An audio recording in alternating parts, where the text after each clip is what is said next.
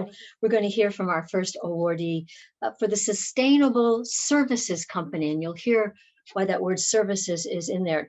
I didn't get it at first, but now I do. This company has many fans across the country, including Whoopi Goldberg, who happened to be busy tonight. But we're thrilled because we have someone locally who knows a thing or two about the joys and heartaches of business. And Adrian Kimball is going to give our first testimonial of the evening for Best Bees. Adrian, hello. So nice to be here, and no pun intended, to be here. Yeah. Thank you. So do you want to ask me questions, or do you want me to just? Well, why? What, you have a lot of things you can do and a lot of companies that you can support. What is it about Best Bees? Well, I have had bees for several decades, actually, here at my farm in Vermont. And it wasn't until I attended a meeting or dinner, actually, where Noah Wilson-Rich was the guest speaker, talking about what the company he co-founded called Best Bees was doing. And I was fascinated, first of all, by his talk.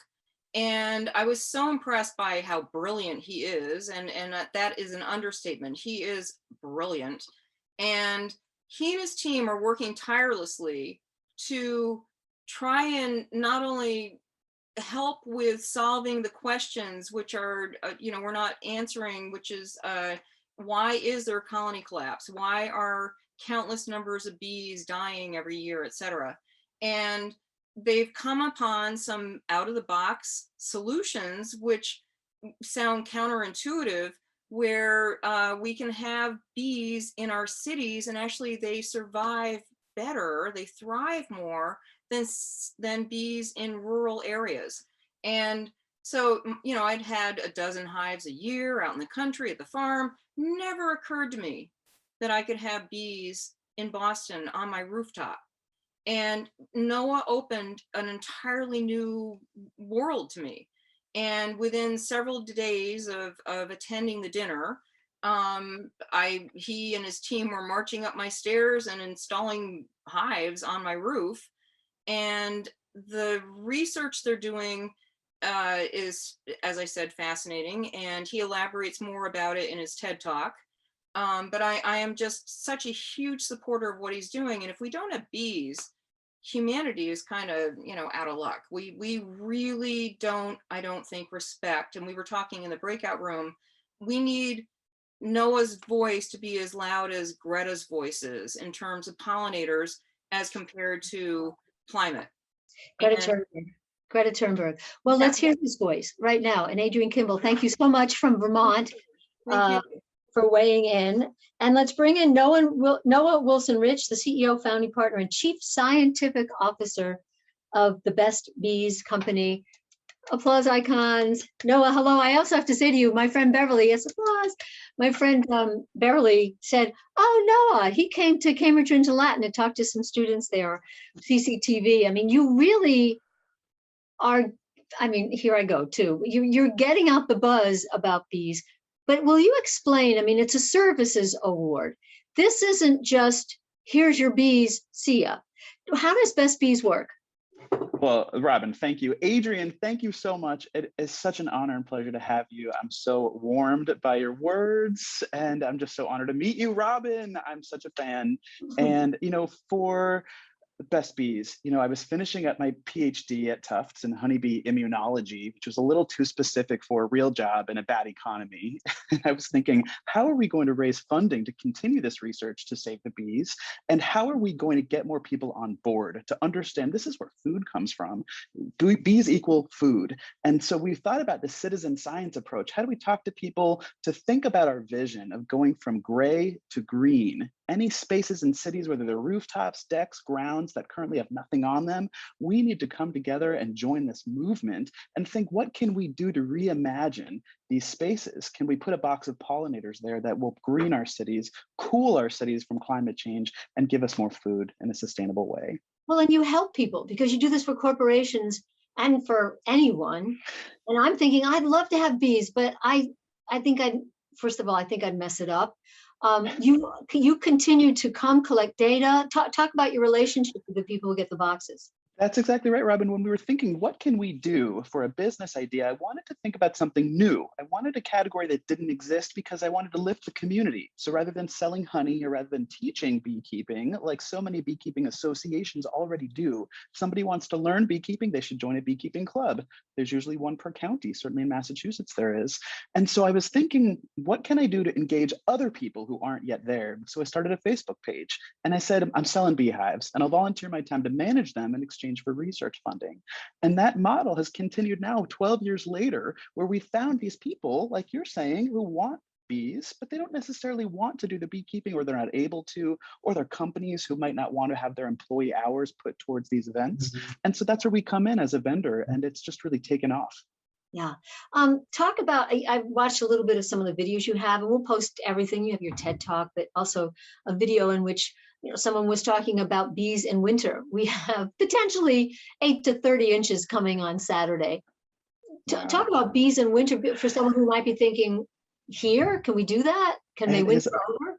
Yes, any place with agriculture, any place with food has pollinators. There are 200,000 species of pollinators all around the world. Canada and Russia, places with harsher winters than here in Massachusetts, certainly have thriving pollinator agricultural sectors. And so what we do with our research and data yielding beehives is we're collecting information at every check. So all of our beekeepers, we train them on how to collect data with a smartphone app that we write the code for, and it's tracking things like weather patterns. We're partnering up with organizations like NASA and their Earth Observation Unit satellites to compare the weather patterns, like this big storm coming, with the boots on the ground pollinator health that really helps us understand and predict food systems, all within your own backyard or rooftop. What's the biggest thing? I mean, we know, I think most of us know what Adrian so rightly said. Without bees, our nature's pollinators, we're like dead.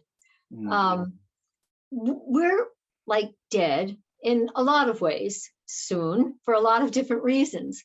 Make the pitch for bees. Anybody who eats food needs bees. And think about the next generation, and think about our underutilized assets, whether that's an open space in a city, maybe it's vacant land where one could do a seed bomb, it's called. So you just throw some wildflower seeds there. Think about the native plants that are there. Diverse plants will help improve pollinator health. We'll see more butterflies and other hummingbirds and beautiful pollinators in addition to bees. And those will go on and help to pollinate and produce more plants, which will make our cities greener as well as give us more food. Anybody can help with this. And nowadays with corporations, they have more demands than ever for sustainability goals. We hear about ESG, or environmental, social, and governance demands by investors, in addition to diversity, equity, inclusion initiatives for diverse vendors to do this sort of work. And so that's what we're doing both with residential and with corporations all around the country right now, based in Massachusetts for our headquarters, with transforming these properties so that anybody can play a role. We all have the power to do this. And you mentioned, you give somebody a box, a hive, in exchange for what? Do they pay you? Talk about that structure. Yeah, so they do pay. It's called a beekeeping service, and it's an industry. It's an annual recurring revenue model. So an annual subscription, just like a garden service or a pool service, we're beekeepers for hire, and we create paying jobs for beekeepers to install and fully manage beehives right in our own communities. And this has allowed us to diversify the workforce, whether it's of different ages, whether it's of different races and colors, or genders and sexualities. Everybody comes together within our own communities to provide this service so that everybody can play a role. And who gets the honey?